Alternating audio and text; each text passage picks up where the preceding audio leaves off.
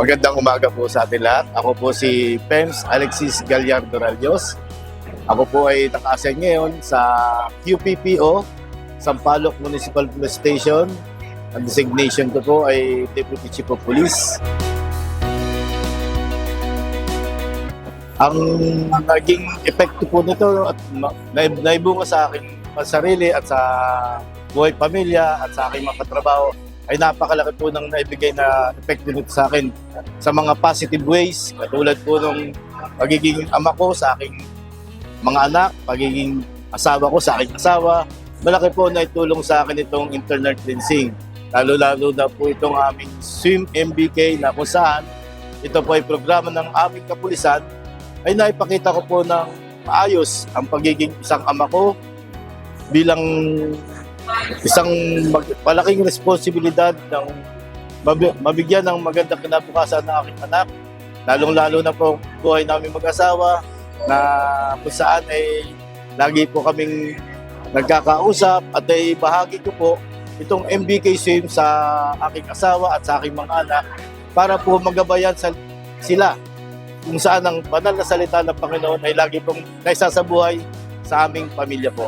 At sa akin po namang mga kasama sa trabaho, ay lagi ko po silang nagagabayan tuwing magkakameron po kami ng interaction every week.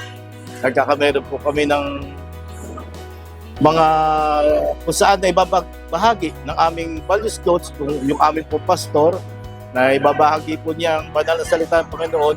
At doon po kami nagkakameron ng interaction ng bawat membro ng aking squad. Na ibibigay po namin ng aming mga salubin. Ganun din po yung aming pastor na kung saan binabahagi po niya ang salita ng Panginoon. At ito po yung aming inia-apply sa aming trabaho. Katulad po ng pagkameron kami ng compassion kung saan ang aming mga constituents ay nabibigyan namin ng maayos na serbisyo sa maayos at magalang na pamamaraan po. Sa akin pong bilang isang pulis at bilang isang tao, isa lang po ang aking panuntunan sa buhay. Ito po ay kung saan ay ang aking sakripisyo ay sa pamamagitan ng tulong ng Panginoon. Ibabahagi kong sakripisyo sa aking pamilya, sa aking katrabaho. Bakit po sakripisyo? Kasi kung ang salitang sakripisyo, andyan na po yung pagmamahal natin. Sakripisyo na sa ating bilang isang padre de pamilya, sasacrifice natin ang ating pagod, kung hindi man natin kapiling ating pamilya. Dahil saan? Dahil po bilang isang pulis, maunawaan po nila ang trabaho ko at doon po ay kanila akong gagabayan. Andun po suporta. Ang sakripisyo ko po bilang isang pulis at bilang isang padre di pamilya at kami po ay magandang samahan. Dahil nga po sa sakripisyong binibigay ko ay ibinibigay naman sa akin ng aking pamilya ang pangunawa. Dahil po lagi pagmisan, wala nga po ako, hindi ko sila kapiling, lalo na po sa mga espesyal na araw. Subalit naunawaan po ng aking pamilya bilang isang pulis ang aking trabaho na serbisyo para po sa mga kababayan natin na nangangailangan ng serbisyo ng isang pulis. Pasasalamat sa aming values coach at sa programa ng My Brothers Keepers, MBK Swim, kung saan ay napakalaki po na ibinibigay nitong biyaya.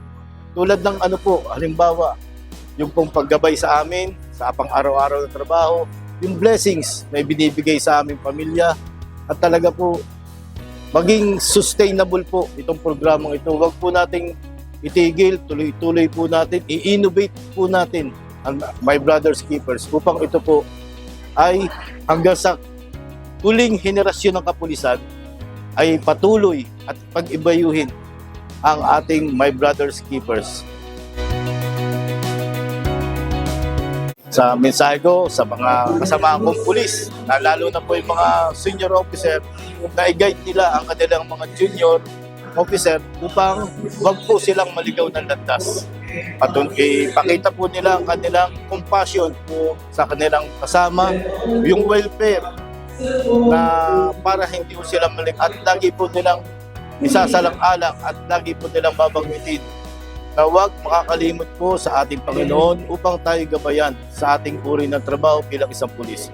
Ako po, si Pems Alexis G. Ralios. I am my brother's keepers.